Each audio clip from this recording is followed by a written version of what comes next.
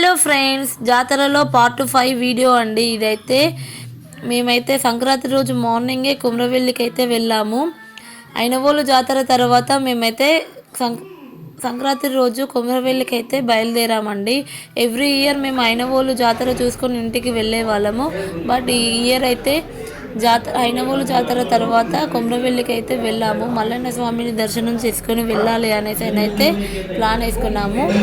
So మా వీడియోలు కనుక ఇంకా పార్ట్ 4 చూడకపోతే కనుక పార్ట్లుగా మేమైతే వీడియో తీసి పెట్టాము. అయినవోలులో ఎలా జాతర చేశారు అండ్ మేము బోనాలు ఎలా చేసాము, ఎలా అయినవోలులో గడిపాము అనేసి అయితే వీడియోలు అయితే తీసి పెట్టాము.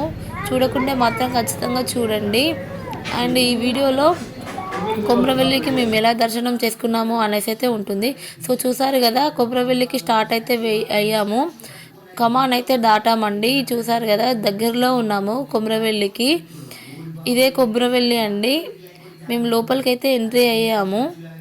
రైట్ సైడ్లో ఇక్కడి నుంచి కూడా దర్శనం చేసుకోవచ్చు. బట్ మేము స్నానాలు చేసుకొని వెళ్ళాలి అనేసి అయితే ఒక పార్కింగ్ ఏరియాలో మేము కార్ అయితే పార్క్ చేసుకొని స్నానాలు ఇట్లా చేసుకొని రెడీ అయ్యి అయితే మేము మల్లన్న స్వామి టెంపుల్ దగ్గరికి అయితే వెళ్ళాము.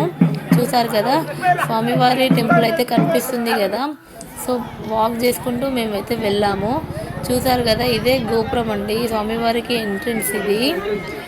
లోపలికి వెళ్తే గంగిరేగి చెట్టు అని అయితే ఉంటుంది. చూసారు కదా, లోపలికి వెళ్ళాక ఇదేనండి స్వామివారి గంగిరేగి చెట్టు. ఇదైతే మొత్తము పసుపుతో ఉందండి. ఇక్కడ పైన చెట్టు పైన పూలదండలు వేస్తే మనం కోరుకున్న కోరికలు అనేవి నెరవేరుతాయంట. ఆ చెట్టు పైన ప్రాపర్గా పడాలంట. సో నేనైతే ట్రై చేశాను.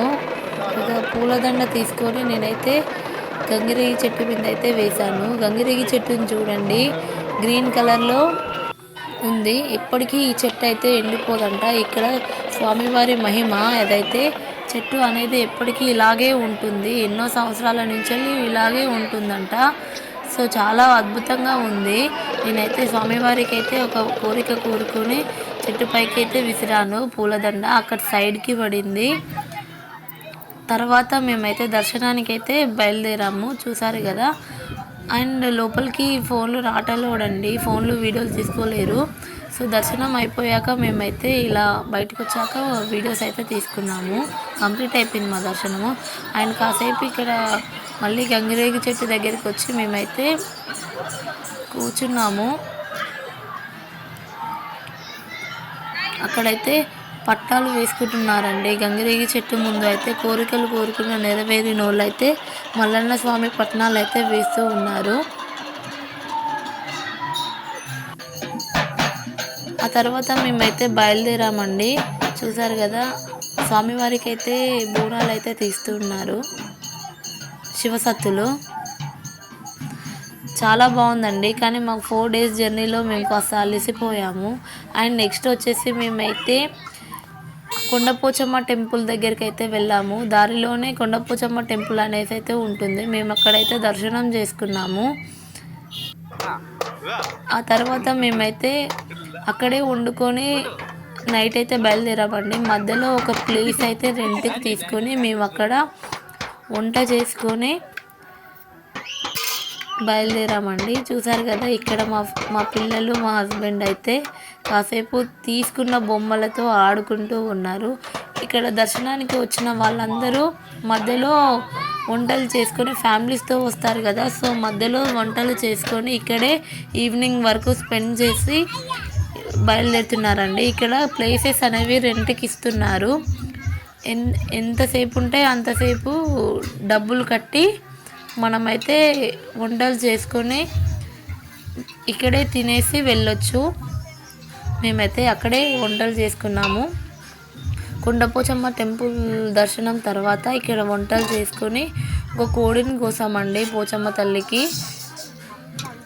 కోడిని కోసేసి మేమైతే ఇక్కడ వంట చేసుకొని తిన్నాము. ఇదైతే సంక్రాంతి రోజు వీడియో. ఆల్మోస్ట్ అయితే నైట్ అయిపోతుంది. మేమైతే ఫుడ్ తీసుకొని మేమైతే కాసేపు ఇక్కడ రెస్ట్ తీసుకొని బయలుదేరామండి. ఇలా మా జర్నీస్ అయితే జాతర జర్నీ అయితే కంప్లీట్ అయిపోతుందండి. మా వీడియోస్ కనుక నచ్చినట్లయితే లైక్ చేయండి, మా ఛానల్ని సబ్స్క్రైబ్ చేసుకోవడం మర్చిపోకండి. మరిన్ని వీడియోలతో మీ ముందుకు వస్తూ ఉంటానండి. ఈ జాతర వీడియో అయితే ఇంతటితో కంప్లీట్ అయిపోతుంది.